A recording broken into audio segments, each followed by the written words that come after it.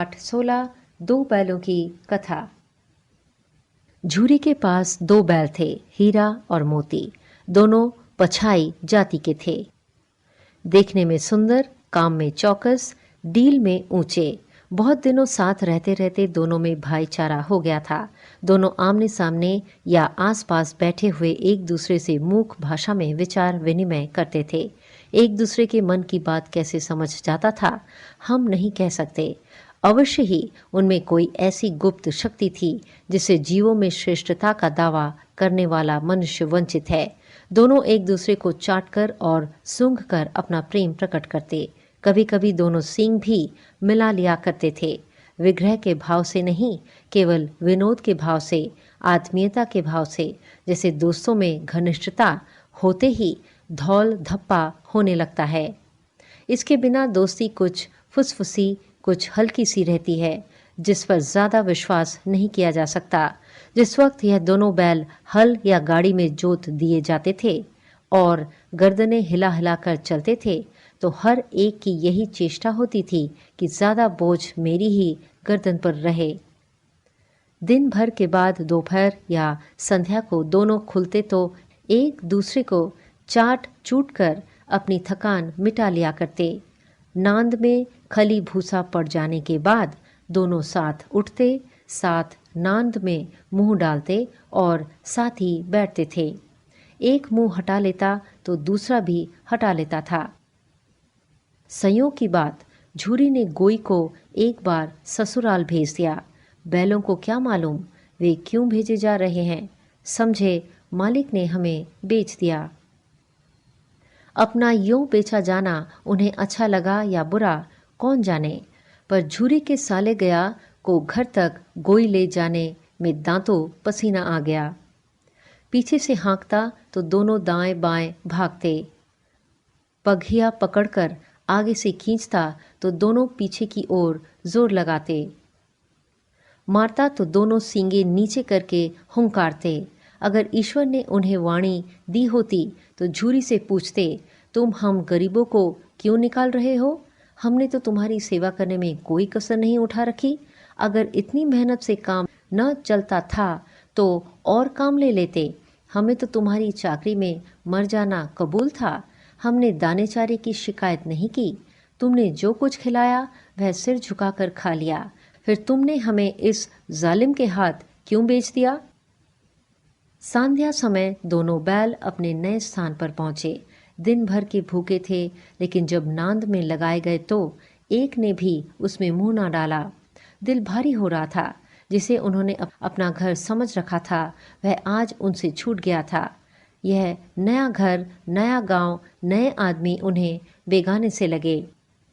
दोनों ने अपनी मूक भाषा में सलाह की, एक दूसरे को कनखियों से देखा और लेट गए। जब गांव में सोता पड़ गया तो दोनों ने जोर मारकर पगहे तुड़ा डाले और घर की तरफ चले।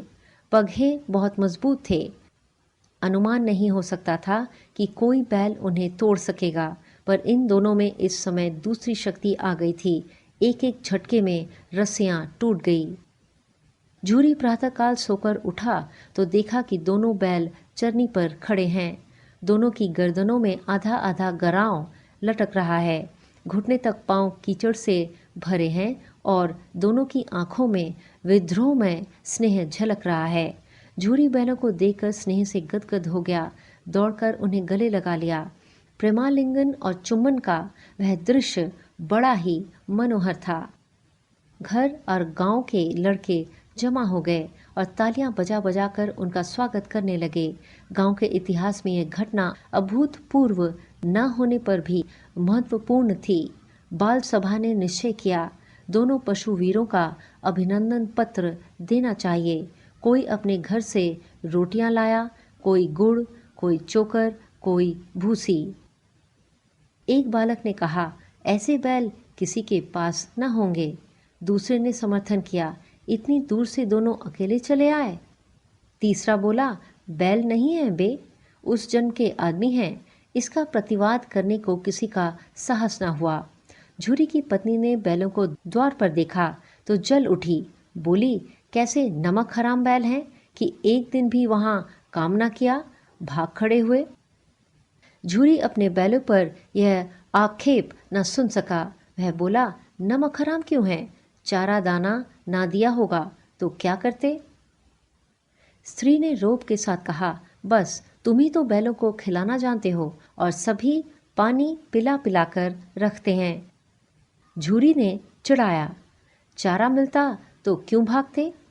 स्त्री चिढ़ गई, बोली, भागे इसलिए कि वे लोग तुम जैसे बुद्धुओं की तरह बैलों को सहलाते नहीं, खिलाते हैं तो रगड़ कर जोतते भी हैं।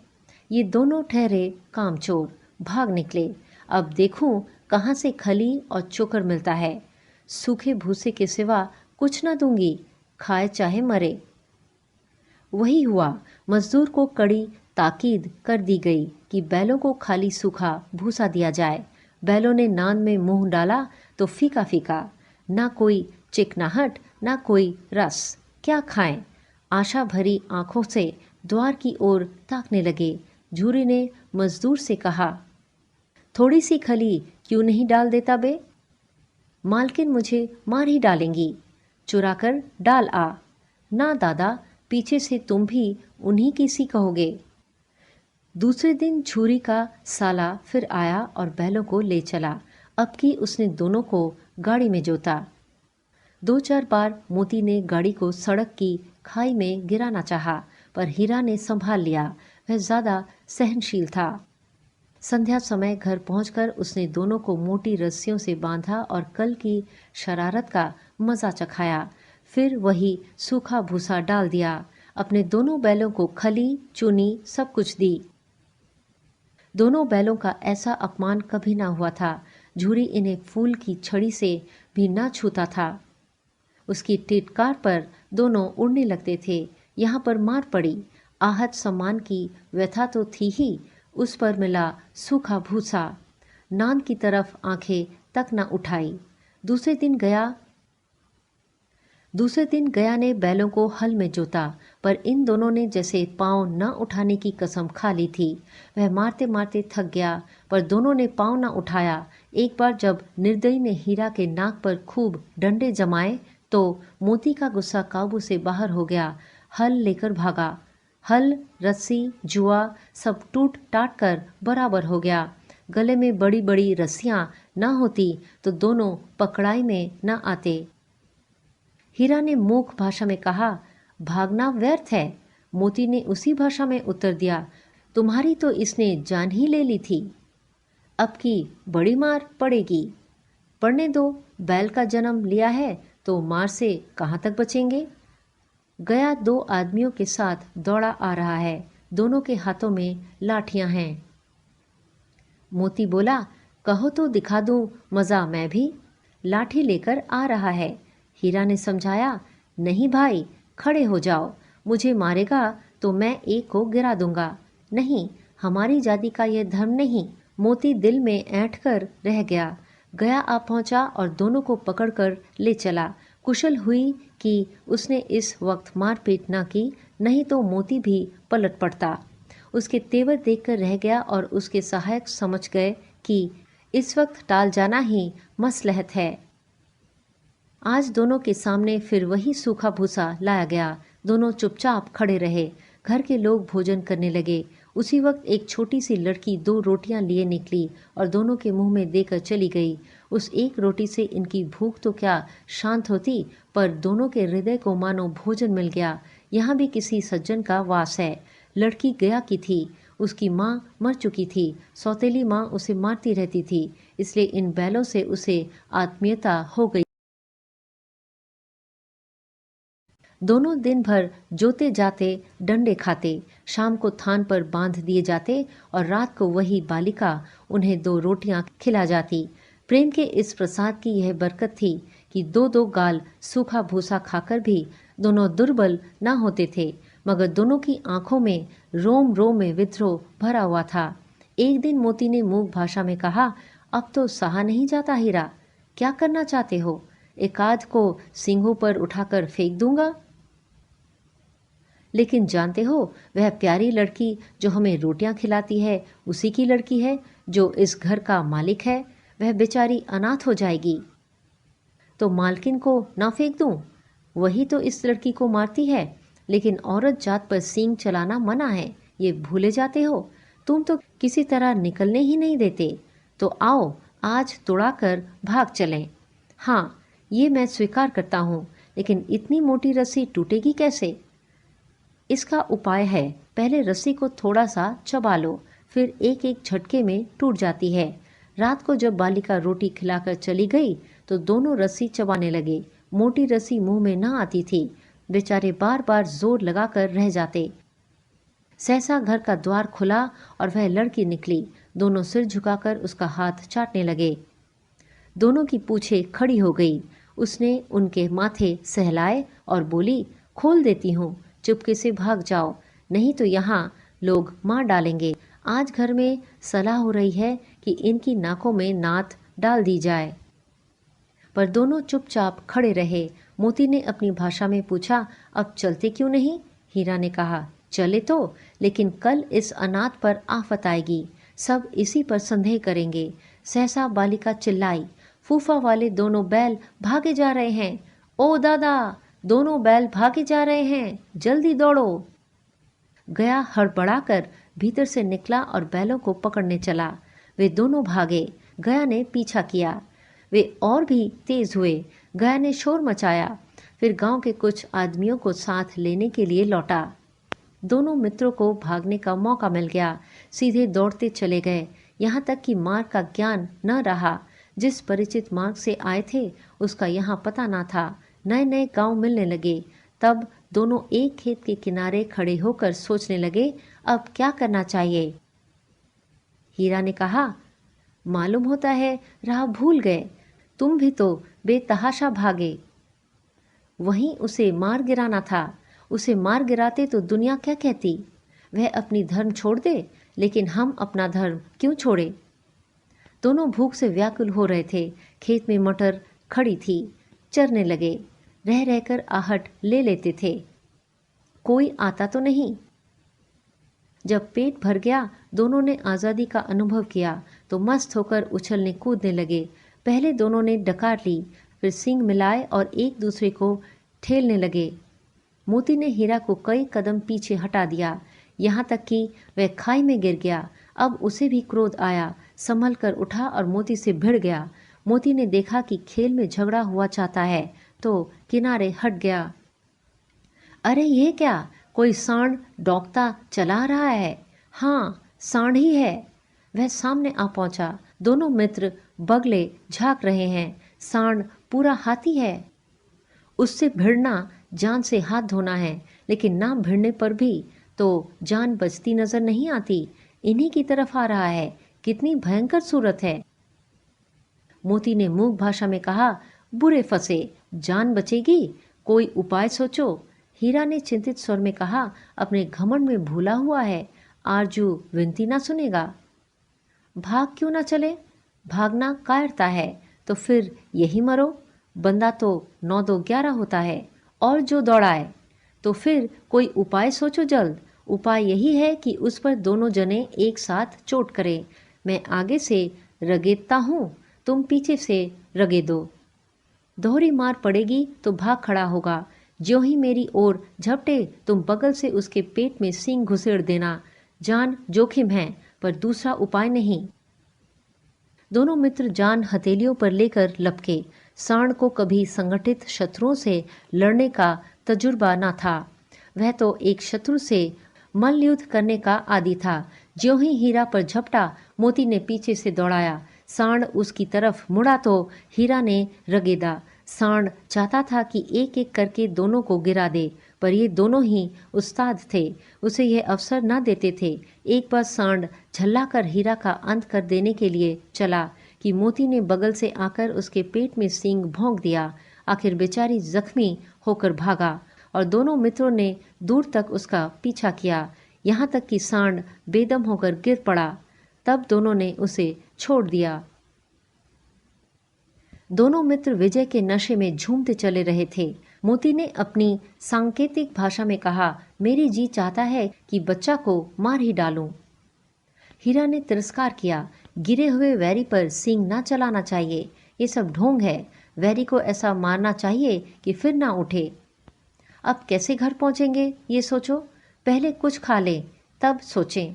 सामने मटर का खेत था ही, मोती उसमें घुस गया। हीरा मना करता रहा पर उसने एक ना सुनी।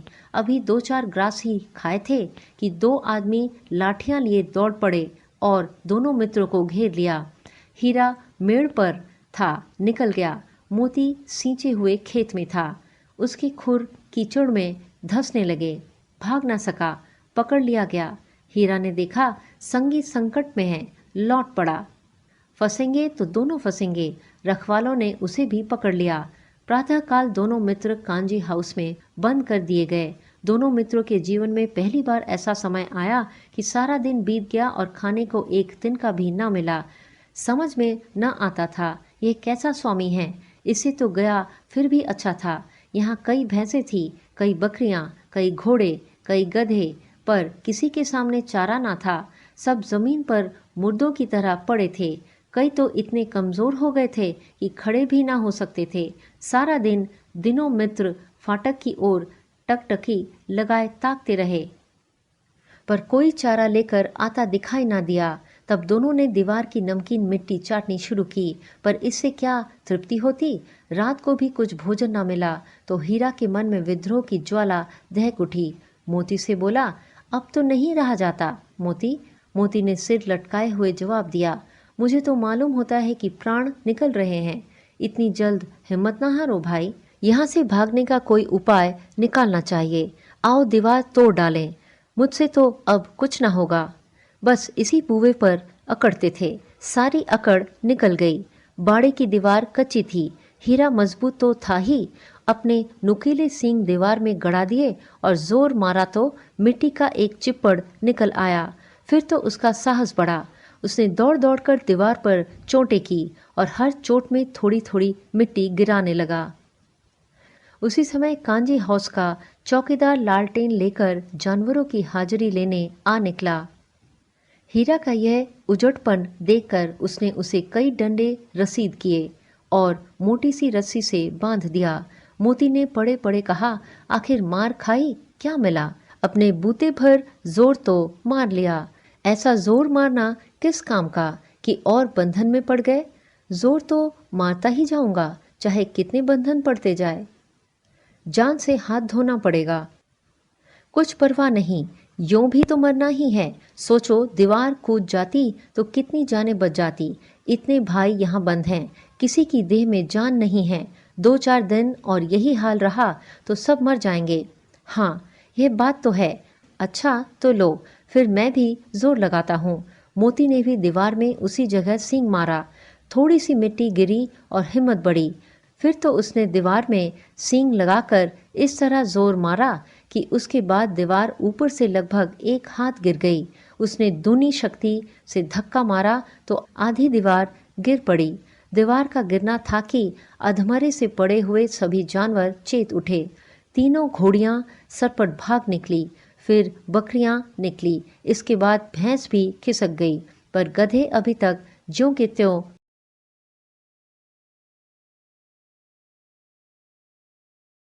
मोती अपने मित्र की रस्सी तोड़ने में लगा हुआ था। जब वह हार गया तो हीरा ने कहा, तुम जाओ, मुझे यहीं पड़ा रहने दो, शायद कहीं भेंट हो जाए। मोती ने आंखों में आंसू लाकर कहा, तुम मुझे इतना स्वार्थी समझते हो हीरा। हम और तुम इतने दिनों एक साथ रहे, आज तुम विपत्ति में पड़ गए तो मैं तुम्हें छोड़कर अलग हो जाऊं। हीरा ने कहा, बहुत मार पड़ेगी, लोग समझ जाएंगे ये तुम्हारी शरारत है। मोती गर्व से बोला, जिस अपराध के लिए तुम्हारे गले में बंधन पड़ा उसके लिए अगर मुझ पर मार पड़े तो क्या चिंता। इतना तो हो गया कि 9-10 प्राणियों की जान बच गई, वे सब तो आशीर्वाद देंगे। ये कहते हुए मोती ने दोनों गधों को सींगों से मार मार कर बाड़े के बाहर निकाला और तब अपने बंधु के पास आकर सो रहा। भोर होते ही मुंशी, चौकीदार और अन्य कर्मचारियों में कैसी खलबली मची, इसके लिखने की जरूरत नहीं। बस इतना ही काफी है कि मोती की खूब मरम्मत हुई और उसे भी मोटी रस्सी से बांध दिया गया। 1 सप्ताह तक दोनों मित्र वहां बंधे पड़े रहे। किसी ने चारे का एक तृण भी न डाला। हाँ, एक बार पानी पिला दिया जाता था। यही उनका आधार था। दोनों इतने दुर्बल हो गए थे कि उठा तक न जाता था। ठठरियां निकल आई थी। एक दिन बाड़े के सामने डुग्गी बजने लगी और दोपहर होते होते वहां 50-60 आदमी जमा हो गए। तब दोनों मित्र निकाले गए और उनकी देखभाल होने लगी। लोग आ आकर उनकी सूरत देखते और मन फीका करके चले जाते। ऐसे मृतक बैलों का कौन खरीदार होता। सहसा एक दड़ियल आदमी जिसकी आंखें लाल थी और मुद्रा अत्यंत कठोर आया और दोनों मित्रों के कुल्हों में अंगुली गोदकर मुंशी जी से बातें करने लगा। उसका चेहरा देखकर अंतर्ज्ञान से दोनों मित्रों के दिल कांप उठे। वह कौन है, उन्हें क्यों टटोल रहा है, इस विषय में उन्हें कोई संदेह न हुआ। दोनों ने एक दूसरे को भीत नेत्रों से देखा और सिर झुका लिया। हीरा ने कहा, गया के घर से नाहक भागे, अब जान न बचेगी। मोती ने अश्रद्धा भाव से उत्तर दिया, कहते हैं भगवान सबके ऊपर दया करते हैं, इन्हें हमारे ऊपर क्यों दया नहीं आती। भगवान के लिए हमारा मरना जीना दोनों बराबर है। चलो अच्छा ही है, कुछ दिन उसके पास तो रहेंगे। एक बार भगवान ने उस लड़की के रूप में हमें बचाया था, क्या अब ना बचाएंगे। यह आदमी छुरी चलाएगा, देख लेना। तो क्या चिंता है, मांस खाल सींग हड्डी सब किसी ना किसी काम आ जाएगी। नीलाम हो जाने के बाद दोनों मित्र उस दड़ियल के साथ चले। दोनों की बोटी बोटी कांप रही थी। बेचारे पांव तक ना उठा सकते थे, पर भय के मारे गिरते पड़ते भागे जाते थे, क्योंकि वह जरा भी चाल धीमी हो जाने पर जोर का डंडा जमा देता था। राह में गाय बैलों का रेवड़ हरे हरे घास में चरता नजर आया। सभी जानवर प्रसन्न थे, चिकने चप्पल। कोई उछलता था, कोई आनंद से बैठा पागुर करता था। कितना सुखी जीवन था इनका, पर कितने स्वार्थी हैं सब। किसी को चिंता नहीं कि उनके दो भाई वधिक के हाथ पड़े कैसे दुखी हैं। सहसा दोनों को ऐसा मालूम हुआ कि यह परिचित रहा है। हाँ, इसी रास्ते से गया उन्हें ले गया था। वही खेत, वही बाग, वही गांव मिलने लगे। प्रतिक्षण उनकी चाल तेज होने लगी। सारी थकान, सारी दुर्बलता गायब हो गई। आहा, ये लो, अपना ही गांव आ गया। इसी कुएं पर हम पुर चलाने आया करते थे। हाँ, यही कुआं है। मोती ने कहा, हमारा घर नजदीक आ गया। हीरा बोला, भगवान की दया है, मैं तो अब घर भागता हूँ। यह जाने देगा, इसे मार गिराता हूँ।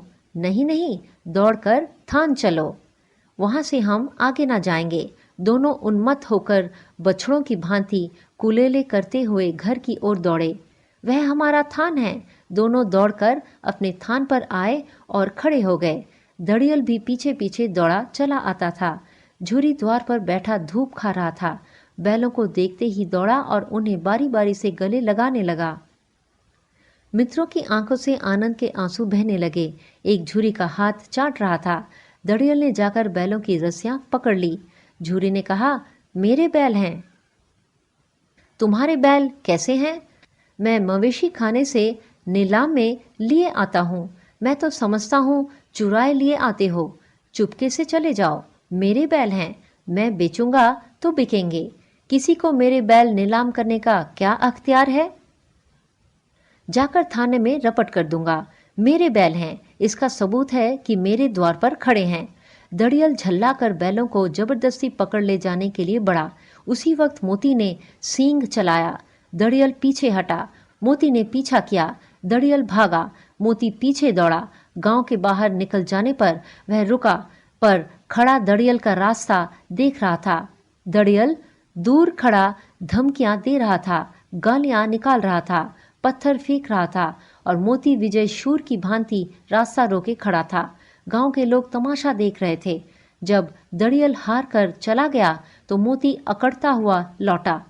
हीरा ने कहा, मैं तो डर गया था कि कहीं तुम गुस्से में आकर मार ना बैठो। अगर वह मुझे पकड़ता तो मैं मारे ना छोड़ता। अब ना आएगा, आएगा तो दूर से ही खबर लूंगा, देखूं कैसे ले जाता है। जो गोली मरवा दे, मर जाऊंगा, उसके काम ना आऊंगा। हमारी जान को कोई जान नहीं समझता, इसलिए कि हम इतने सीधे होते हैं। जरा देर में नांदों में खली, भूसा, चोकर और दाना भर दिया गया और दोनों मित्र खाने लगे। झूरी खड़ा दोनों को सहला रहा था और बीसों लड़के तमाशा देख रहे थे। सारे गांव में उत्साह सा